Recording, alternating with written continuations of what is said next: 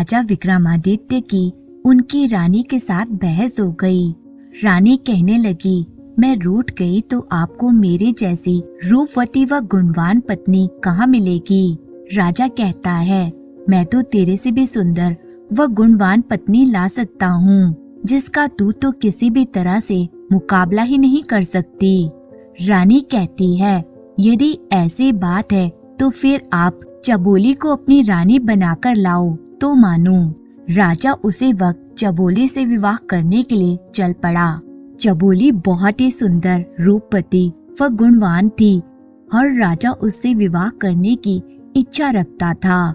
पर चबोली ने भी एक शर्त रखी हुई थी कि जो व्यक्ति रात्रि के चारों पहर में 4 बार उसके मुंह से कुछ बुलवा देगा तो वे उसी से शादी करेगी, और जो उससे कुछ भी न बुलवा पाता था उसे वे कैद कर लेती थी। अब तक कोई 160 राजा अपने प्रयास में असफल होकर उसके कैदी बन चुके थे। चबोली ने अपने महल के आगे एक ढोल रखवा रखा था। जिसे भी उससे शादी करने का प्रयत्न करना होता था वे आकर ढोल पर डंके की चोट मार सकता था। राजा विक्रमादित्य भी वहां पहुंचे और ढोल पर चोट मारकर चबोली को आने की सूचना देने लगे। चबोली ने शाम को ही राजा विक्रमादित्य को अपने महल में बुला लिया और उनके सामने 16 श्रृंगार करके बैठ गई।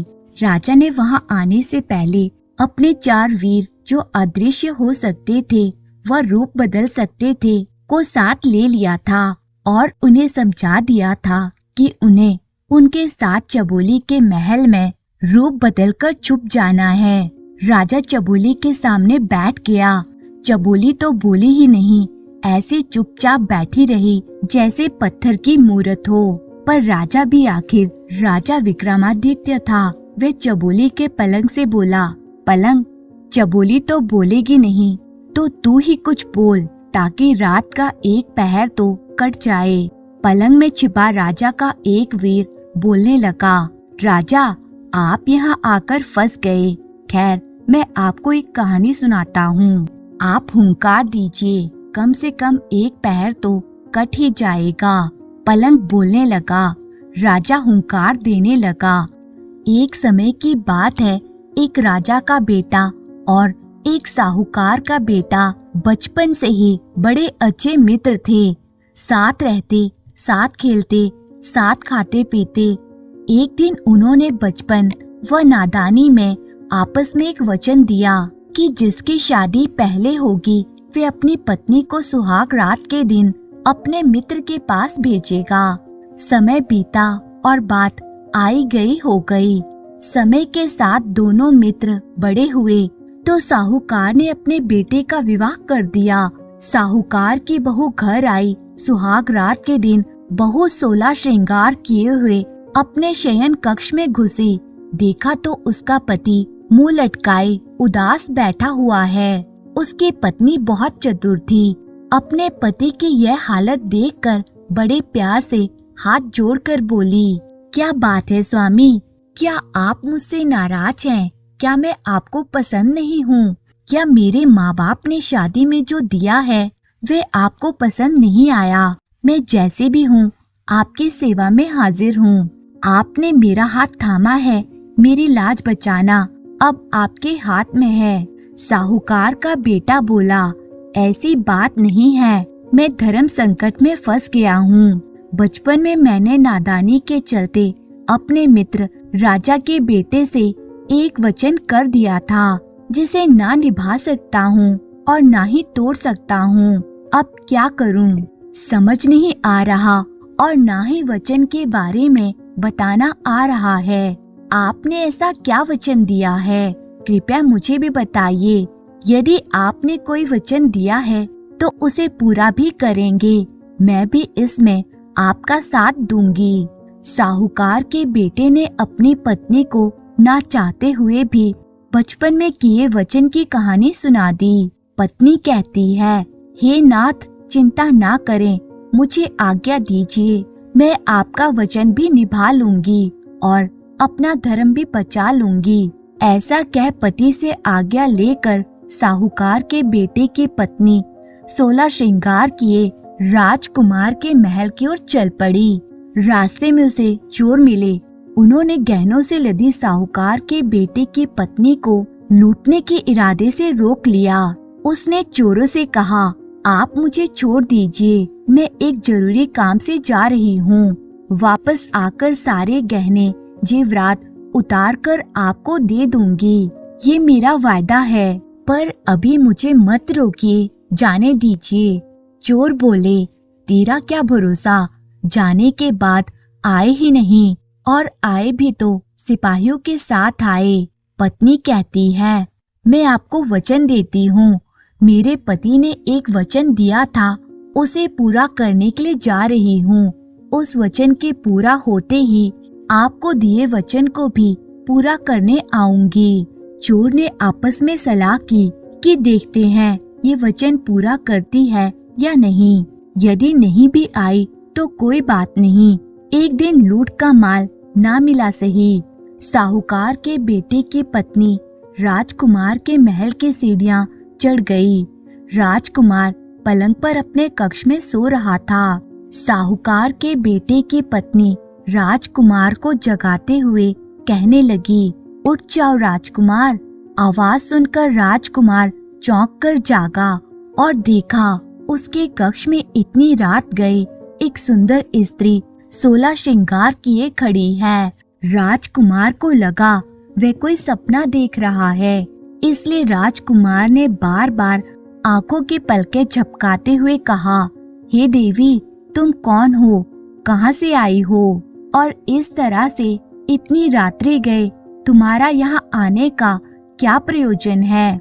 साहूकार के बेटे की पत्नी बोली, मैं आपके बचपन के मित्र साहूकार के बेटे की पत्नी हूँ। आपके व आपके मित्र के बीच बचपन में तय हुआ था कि जिसकी भी शादी पहले होगी वे अपनी पत्नी को सुहाग रात के दिन अपने मित्र के पास भेजेगा। तो उसी वचन को निभाने के लिए आपके मित्र ने आज मुझे सुहाग रात्रि के समय आपके पास भेजा है।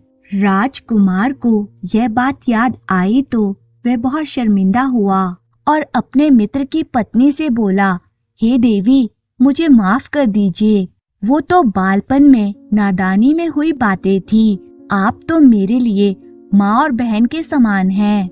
यह कहकर राजकुमार ने मित्र की पत्नी को बहन की तरह एक हीरे मोतियों से भरा थाल भेंट कर विदा किया। जब वे वापस जा रही थी तो चोर रास्ते में खड़े उसका इंतजार कर रहे थे।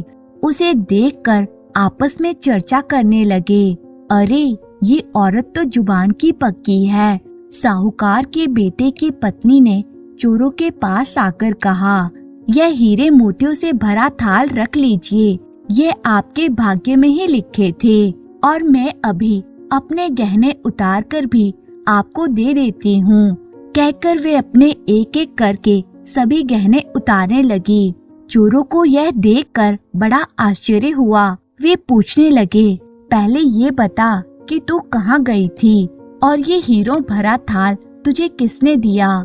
साहूकार के बेटे की पत्नी ने पूरी बात विस्तार से चोरों को बताई। सुनकर चोरों के मुंह से निकला, धन्य है ऐसी औरत जो अपने पति का वचन निभाने के लिए राजकुमार के पास चली गई, और धन्य है राजकुमार जी जिन्होंने इसकी मर्यादा की रक्षा व आदर करते हुए इसे अपनी बहन बनाकर इतने महंगे हीरे मोती भेंट में दिए। ऐसी चरित्रवान और धर्म पर चलने वाली औरत को तो हमें भी बहन बनाना चाहिए। और चोरों ने भी उसे बहन मान लिया। उसका सारा धन लौटाते हुए उनके पास जो थोड़ा बहुत लूटा हुआ धन था वह भी उसे भेंट कर उसे सुरक्षित उसके घर पहुंचा दिया। पलंग बोला, हे राजा विक्रमादित्य, आपने बहुत बड़े बड़े न्याय किए हैं, अब बताइए इस मामले में किसके भल मनसाहत बड़ी है, चोरों की या राजकुमार की। राजा कहता है, ये तो साफ है, राजकुमार की भल मनसाहत ज्यादा बड़ी है। इतना सुनते ही चबोली को गुस्सा आ गया और वे गुस्से में राजा से बोली, अरे राजा, तेरी अकल कहाँ गई है? क्या ऐसे ही न्याय करके तो लोकप्रिय हुआ है। सुन, इस मामले में चोर बड़े भलमानस निकले। वचन के मुताबिक साहूकार के बेटे की पत्नी इतना धन दे रही थी, फिर भी चोरों ने उसे बहन बनाकर उनके पास जो कुछ भी धन था उसे दे दिया। इसलिए चोरों की भलमनसाहत ज्यादा बड़ी है। राजा बोला, चबोली ने जो न्याय किया है वह एकदम सही है। बजारे ढोले ढोल, चबोली बोली, पहला बोल। और ढोल वाले ने ढोल पर जोरदार डंका मारा। अब राजा ने चबोली के कक्ष में रखे पानी के मटके से कहा, हे मटके, एक पहर तो पलंग ने काट दिया, अभी भी रात के 3 पहर बचे हैं। तू भी कोई बात बता ताकि कुछ तो समय कटे। मटका बोलने लगा। राजा हुंकार देता गया। मटके ने कहा, एक राजा का और एक साहूकार का बेटा था। दोनों में बहुत ही गहरी दोस्ती थी। साथ सोते, साथ खेलते, साथ आते, साथ जाते, एक पल भी एक दूसरे से दूर नहीं रहते। दोनों ने आपस में तय भी कर रखा था कि वे दोनों कभी एक दूसरे से अलग नहीं होंगे। दोनों की शादियां भी हो चुकी थी और दोनों की पत्नियां मायके गई हुई थी। एक दिन साहूकार अपने बेटे से बोला, बेटा, तेरी पत्नी मायके गई हुई है, वे जवान है, उसे ज्यादा दिन वहाँ नहीं छोड़ा जा सकता। तू जा और उसे ले आ। बेटा बोला, बापू, आपका हुक्म सर माथे पर जाऊं कैसे? मैंने तो अपने मित्र राजकुमार से वादा कर रखा है कि उसे छोड़कर कहीं अकेले नहीं जाऊंगा। साहूकार ने सोचते हुए कहा, बेटा, तुम दोनों में ऐसी ही दोस्ती है तो एक काम कर, राजा के बेटे को भी अपने ससुराल साथ ले जा, पर एक बात का ध्यान रखना, तेरे ससुराल में उसकी खातिरदारी उसकी प्रतिष्ठा के अनुसार ही होनी चाहिए। उसकी वहाँ बड़े अच्छे से आओ भगत होनी चाहिए। आखिर दोनों मित्र साहूकार के बेटे के ससुराल चल पड़ते हैं। रास्ते में राजा का बेटा तो बड़ी मस्ती और मजाक करता हुआ चल रहा था और साहूकार का बेटा बड़ी चिंता में चल रहा था। सोच रहा था, पता नहीं ससुराल वाले राजकुमार की कैसी खातिरदारी करेंगे। यदि कोई कमी रह गई तो राजकुमार क्या सोचेगा। इन्हीं विचारों में वे खोया हुआ चल रहा था। चलते चलते रास्ते में एक देवी का मंदिर आया, जिसके बारे में ऐसी मान्यता थी कि वहाँ देवी के आगे जो मनोरथ मांगो पूरा हो जाता है। कुड़ियों का कोढ़ मिट जाता है, पुत्रहीनों को पुत्र मिल जाता है, अविवाहिताओं के विवाह हो जाते हैं। साहूकार के बेटे ने भी देवी के आगे जाकर प्रार्थना की, हे देवी माँ, ससुराल में मेरे मित्र की खातिरदारी व आदर सत्कार वैसा ही हो जैसा मैंने मन में सोच रखा है। यदि मेरे मन की यह मुराद पूरी हुई तो वापस आते वक्त मैं अपना मस्तक काट कर आपके चरणों में अर्पित कर दूंगा। ऐसी मनोकामना कर वे अपने मित्र के साथ आगे बढ़ गया और ससुराल पहुंच गया। ससुराल वाले बहुत बड़े साहूकार थे। उनकी कई शहरों में कई दुकानें थी। विदेशों में भी वे व्यापार करते थे। इसके लिए उनके पास अपने जहाज थे। पैसे वाले तो थे ही साथ दिलदार भी थे। उन्होंने अपने दामाद के साथ आए राजा के बेटे को देखकर उनका ऐसा आदर सत्कार किया, उसे देखकर राजा का बेटा भी हैरान रह गया। ऐसा सत्कार तो उसने कभी नहीं देखा था। दोनों 10 दिन वहाँ रहे। उसके बाद साहूकार का बेटा अपनी पत्नी को लेकर वापस चल पड़ा। रास्ते में राजा का बेटा तो वहाँ के आदर सत्कार की प्रशंसा ही करता रहा। साहूकार के बेटे ने जो मनोरथ किया था वो पूरा हो गया था।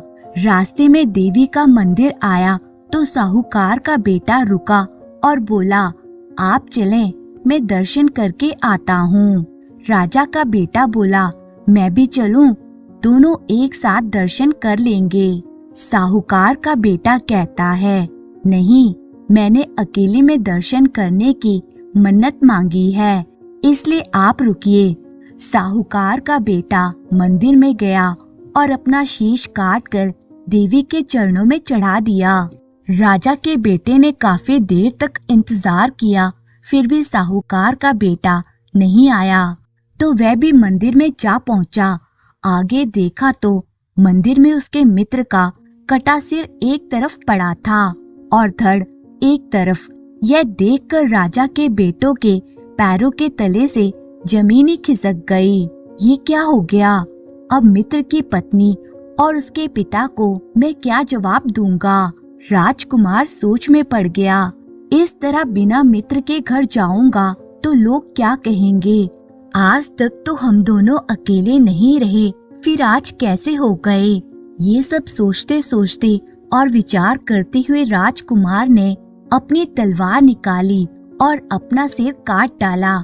उधर साहूकार की बहू रास्ते में खड़ी खड़ी दोनों का इंतजार करते करते थक गई, तो वह भी मंदिर के अंदर पहुंची और वहां का दृश्य देखकर हक्की बक्की रह गई। दोनों मित्रों के सिर कटे शव पड़े हुए थे। मंदिर में लहू बह रहा था। वे सोचने लगी, अब उसका क्या होगा? कैसे ससुराल में बिना पति के जाकर अपना मुंह दिखाएगी? लोग क्या कहेंगे? यह सोचकर उसने भी तलवार उठाई और जोर से अपने पेट में मारने लगी। तभी देवी माँ प्रकट हुई और उसका हाथ पकड़ लिया। साहूकार की बहू देवी से कहती है, हे देवी माँ, मेरा हाथ छोड़ दो और मुझे भी मरने दो। इन दोनों का तो आपने भक्षण कर ही लिया है, अब मेरा भी कर लो। देवी ने कहा, तलवार नीचे रख दो और दोनों के सिर उठाकर उनके धड़ पर रख दो। अभी दोनों को पुनः जीवित कर देती हूँ। साहूकार की बहू ने झट से दोनों के सिर उठाए और धड़ों के ऊपर रख दिए। देवी ने अपने एक हाथ से उन पर एक किरण छोड़ी और दोनों जीवित हो उठे। देवी अंतर ध्यान हो गई, पर एक गड़बड़ हो गई। साहूकार की बहू ने जल्दबाजी में साहूकार के बेटे का सिर राजकुमार के धड़ पर और राजकुमार का सिर साहूकार के बेटे के धड़ पर रख दिया था। अब वे दोनों सोच में पड़ गए कि अब ये किसकी पत्नी है, सिर वाले की या धड़ वाले की। अब मटका राजा से बोला, हे राजन विक्रमादित्य, आप न्याय के लिए प्रसिद्ध हैं, इसलिए आप ही न्याय करें कि वह अब किसकी पत्नी होगी। राजा कहता है, इसमें पूछने वाली कौन सी बात है, वह महिला धड़ वाले की ही पत्नी होगी। ये सुनते ही चबोली गुस्से में भरकर बोली, वाह राजा वाह, बहुत बढ़िया न्याय करते हो। धड़ से क्या लेना देना, पत्नी तो सिर वाले की ही होगी। सिर बिना धड़ का क्या मोल। राजा बोला, आप जो कह रही हैं वही सत्य है। बजारे ढोली ढोल, चबोली बोली दूजो बोल, और ढोल वाले ने नगाड़े पर जोर से मारा। अब राजा विक्रमादित्य चबोली के महल के खिड़की से बोला, 2 घड़ी रात की तो कट गई है, अब तू कुछ सुना ताकि तीसरा पहर कट जाए। खिड़की कहती है, ठीक है राजा जी, आपका हुक्म सर माथे पर। मैं आपको कहानी सुना रही हूँ, आप हुंकार देते जाना। खिड़की राजा को कहानी सुनाने लगी। एक गांव में एक ब्राह्मण और एक साहूकार के बेटे के बीच में बहुत गहरी मित्रता थी। वे जवान हुए तो एक दिन ससुराल अपनी पत्नियों को लेने एक साथ रवाना हुए। कई दूर रास्ते काटने के बाद आगे दोनों के ससुराल के रास्ते अलग अलग हो गए। अतः अलग अलग रास्ते पकड़ने से पहले दोनों ने सलाह मशवरा किया कि वापसी में जो यहाँ पहले पहुँच जाएगा वो दूसरे मित्र का इंतजार करेगा। ऐसे सलाह कर दोनों ने अपने अपने ससुराल का रास्ता पकड़ लिया। साहूकार के बेटे के साथ एक नाई भी था। ससुराल पहुँचने पर साहूकार के बेटे के साथ नाई को देखकर एक बुजुर्ग महिला ने अन्य महिलाओं को सलाह दी कि जमाई जी के साथ आए नाई की खातिरदारी में कहीं कोई कमी नहीं रह जाए, वरना ये हमारी बेटी के ससुराल में जाकर हमारे बारे में बहुत उल्टी सीधी बातें करेगा, और अगर इसकी खातिरदारी बहुत अच्छी करेंगे तो ये वहाँ जाकर हमारी तारीफों के पूरे गांव में पुल बांधेगा, इसलिए इसकी खातिरदारी में कोई कमी ना रहे। बस फिर क्या था, घर की बहू बेटियों ने बुढ़िया की बात को मानकर नाई की पूरी खातिरदारी शुरू कर दी। वे अपने जमाई को पूछे या ना पूछे, पर नाई को हर काम में पहले पूछते। खाना खिलाना हो तो नाई को पहले खाना खिलाया जाता, बिस्तर लगाना हो तो सबसे पहले नाई का बिस्तर लगाया जाता। साहूकार का बेटा अपने ससुराल में यह सब देखकर मायूस हो गया और नाई उसे देखकर अपनी मूछें मरोड़ने लगा। साहूकार के बेटे ने मन ही मन दुखी होकर वापस जाने की जल्दी की, तो ससुराल वालों ने भी उसकी पत्नी के साथ उसे विदा कर दिया। अब रास्ते में नाई साहूकार के बेटे से मजाक करते चले कि ससुराल में नाई की इज्जत ज्यादा रही कि जवाई की। जैसे जैसे नाई ससुराल की बातें कर रहा था, साहूकार का बेटा मन ही मन जल भुन जा रहा था, पर नाई को इससे क्या फर्क पड़ने वाला था। उसने तो अपनी बातें जारी रखी। ऐसे ही चलते चलते काफी रास्ता कट गया। आधे रास्ते में साहूकार के बेटे ने ससुराल में उसके साथ जो कुछ भी हुआ उससे परेशान होकर और गुस्से में आकर अपनी पत्नी को बीच रास्ते में ही छोड़कर और नाई को साथ लेकर चल पड़ा। इस तरह बीच रास्ते में छोड़ देने पर साहूकार के बेटे की पत्नी को बहुत दुख हुआ और उसने अपना रथ वापस अपने मायके की ओर मोड़ लिया।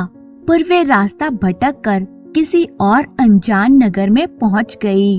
नगर में घुसते ही एक मालन का घर था और कुछ धन देकर मालन से उसे अपने घर कुछ दिन रखने के लिए मना लिया। मालन अपने बगीचे के फूलों से माला आदि बनाकर राजमहल में ले जाया करती थी। अब मालन फूल तोड़कर लाई और साहूकार के बेटे की पत्नी हर रोज उन फूलों से बहुत सुंदर गजरे, मालाएं आदि बनाकर मालन के पास दे देती और मालन उन्हें राजा के पास ले जाती। एक दिन राजा ने मालन से पूछा कि आजकल फूलों की ये इतनी सुंदर मालाएं कौन बना रहा है? तुझे तो ऐसी मालाएं बनाने आती ही नहीं। मालन ने राजा को बताया, हुजूर, मेरे घर में एक स्त्री आई है जो बहुत गुणवंती और बहुत सुंदर है। वो ही इतनी सुंदर कारीगिरियां जानती है। राजा ने हुक्म दिया कि उसे हमारे महल में हाजिर किया जाए। अब क्या करें? साहूकार के बेटे की पत्नी ने बहुत मना किया, पर राजा का आदेश कैसे टाला जा सकता था? तो साहूकार के बेटे की पत्नी को राजा के सामने हाजिर होना ही पड़ा। राजा ने उस रूपवती को देखा तो चकित रह गया। ऐसे सुंदर नारी तो उसके महल में कोई नहीं थी। तो राजा ने आदेश दिया कि इसे मेरे महल में भेज दिया जाए। साहूकार के बेटे की पत्नी बोली, हे राजन, आप तो गांव के मालिक होने के नाते मेरे पिता के समान हैं। मेरे ऊपर कुदृष्टि मत रखिए और मुझे छोड़ दीजिए। पर राजा कहाँ मानने वाला था, वह नहीं माना। इसलिए साहूकार के बेटे की पत्नी बोली, आप मुझे सोचने के लिए 6 महीने का समय दे दीजिए। राजा ने उसे सोचने के लिए समय दे दिया और साथ ही साथ उसके रहने के लिए गांव के नगर के बाहर रास्ते पर एकांत महल दे दिया। साहूकारनी रोज उस महल के झरोके से आते जाते लोगों को देखती रहती कि कहीं कोई ससुराल या पीहर का कोई जान पहचान वाला शायद मिल जाए और उसके द्वारा वे अपने ससुराल या पीहर में संदेश भेज सके। इधर रास्ते में ब्राह्मण का बेटा अपने मित्र साहूकार के बेटे का इंतजार कर रहा था। जब उसने साहूकार के बेटे को अकेले आते देखा तो वे सोच में पड़ गया। उसने आते ही साहूकार के बेटे से उसकी पत्नी के बारे में पूछा तो साहूकार के बेटे ने पूरी कहानी ब्राह्मण पुत्र को कह सुनाई। ब्राह्मण ने साहूकार के बेटे को खूब खरी खोटी सुनाई कि अगर ससुराल में नाई की खातिरदारी ज्यादा हो गई तो इसमें उसकी पत्नी की क्या गलती थी। इससे कोई पत्नी को बीच रास्ते में छोड़ देता है क्या? फिर दोनों मित्र उसे लेने वापस चल पड़े। तलाश करते करते वे दोनों भी उसी नगर में पहुंच गए। साहूकार के बेटे की पत्नी ने महल के झरोके से दोनों को देख लिया तो बुलाने के लिए आदमी भेजा। मिलने पर ब्राह्मण के बेटे ने दोनों पति पत्नी में सुलह कराया। राजा को भी जब पता चला कि उस स्त्री का व्याहता उसे लेने आया है तो राजा ने भी उसे उसके पति के साथ जाने की इजाजत दे दी और साहूकार का बेटा अपनी पत्नी को लेकर घर आ गया। कहानी पूरी कर खिड़की ने राजा से पूछा, हे राजा, आपके न्याय की प्रतिष्ठा तो 7 समुंदर तक फैली हुई है। अब आप बताइए कि इस मामले में भलमन साहत किसकी है, साहूकार के बेटे की या साहूकार की बहू की? राजा बोला, इसमें तो साफ है, भलमन साहत तो साहूकार के बेटे की है, जिसने छोड़ी हुई पत्नी को वापस अपना लिया।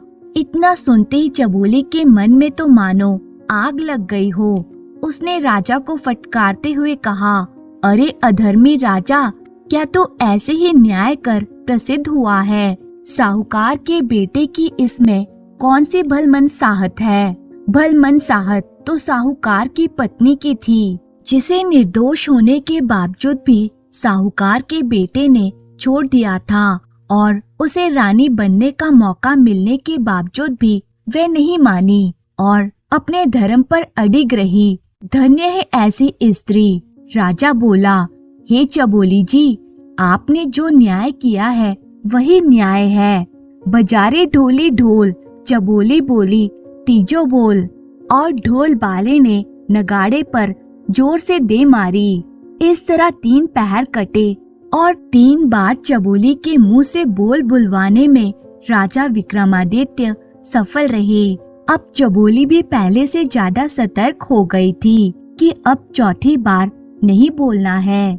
राजा ने चबोली के हार से कहा, हे हार, किसी तरह 3 पहर तो कट गए, अब चौथा पहर तू कोई कहानी सुनाकर पूरा करवा दे। हार कहानी सुनाने लगा।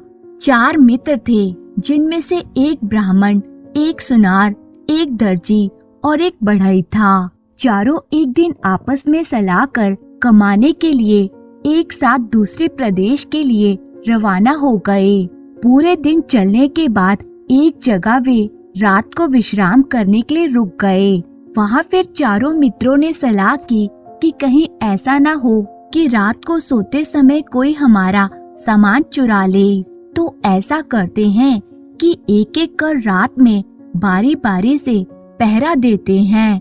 सबसे पहले पहरे पर बढ़ई बैठा, क्योंकि वह भी दिन भर पैदल चलने के कारण थका हुआ था। तो थोड़ी देर में ही उसे नींद आने लगी, पर वह सो कैसे सकता था। बढ़ई ने नींद भगाने के लिए पानी में मुंह धोया और इधर उधर देखा तो उसे एक लकड़ी का टुकड़ा पड़ा दिखाई दिया। उसने समय बिताने व नींद ना आए इसके लिए उस लकड़ी के टुकड़े को ले अपने औजारों से तराश कर एक पुतली बना दी। साथ ही उस पुतली के हाथों में चूड़ियां भी गढ़कर पहना दी। इतनी देर में एक पहर बीत गया। अब दर्जी का पहरा देने की बारी थी। दर्जी ने उठकर हाथ मुंह धोए और इधर उधर देखा तो उसे बढ़ई की बनाई लकड़ी की पुतली दिखाई दी। दर्जी ने भी अपना सुई धागा निकाला और समय बिताने के लिए उस पुतली के कपड़े सिलकर उसे पहना दिए। अब दूसरा पहर भी खत्म हो गया। अब तीसरा पहर होते ही सुनार पहरे के लिए उठा। उसने हाथ मुंह धोए और जैसे ही वह पहरे के लिए बैठा उसे भी कपड़े पहने लकड़ी की सुंदर पुतली दिखाई दी। तो वह भी झट से उस पुतली के लिए गहने बनाने के लिए अपने औजार लेकर जुट गया। और तीसरा पहर खत्म होते होते उसने गहने बनाकर उस पुतली को पहना दिए। अब चौथे पहर के लिए पहरा देने के लिए ब्राह्मण उठा और पहरा देने लगा। थोड़ी देर में ही ब्राह्मण की नजर भी उस सुंदर कपड़े व गहने पहने पुतली पर पड़ी तो उसने उसे झट से उठाकर एक जगह रखा और मंत्र पढ़कर उसमें प्राण डाल दिए। अब तो पुतली एक सुंदर रमझम करती सुंदर कपड़े व गहने पहने एक स्त्री बन गई। अब सुबह होते ही वे चारों मित्र आपस में लड़ने लगे। एक कहे ये मेरी पत्नी बनेगी तो दूसरा कहे ये मेरी बनेगी, इस पर मेरा हक है। अब हार बोला, हे राजा विक्रमादित्य, आपका न्याय तो जग प्रसिद्ध है, इसलिए आप ही न्याय कीजिए कि वे किसकी पत्नी हुई। राजा बोला, ये तो सीधी सी बात है, ब्राह्मण ने उस पुतली में प्राण डालकर उसे स्त्री बनाया तो वे उसी की होगी ना। इतना सुनते ही चबोली गुस्से में कड़क कर बोली, लानत है तेरे न्याय पर राजा। ब्राह्मण ने उस पुतली में प्राण डाले, मतलब उसे जन्म दिया, इसलिए वे उसका पिता हुआ। कोई भी स्त्री पत्नी तो उसकी होती है जो उसके हाथ में चूड़ियां पहनाता है। इस तरह से तो वो स्त्री बढ़ाई की पत्नी हुई, क्योंकि उसके हाथों में चूड़ियां उसी ने पहनाई थी। राजा बोला, शाबाश चबोली जी, आपने बहुत बढ़िया व सही न्याय किया है। बजारे ढोले ढोल, चबोली बोली चौथा बोल। सुनते ही ढोल वाले ने 4 बार ढोल पर दे मारी। इस तरह चबोली चारों पहर में बोलकर हार गई और राजा विक्रमादित्य जीत गया। दोनों की शादी हो गई और चबोली ने अपने बंदी गृह में बंद पहले हारे हुए राजाओं को आजाद कर उनको सम्मान सहित विदा किया और राजा विक्रमादित्य के साथ उसके महल की ओर चल पड़ी। तो दोस्तों, उम्मीद है आपको ये कहानी पसंद आई होगी।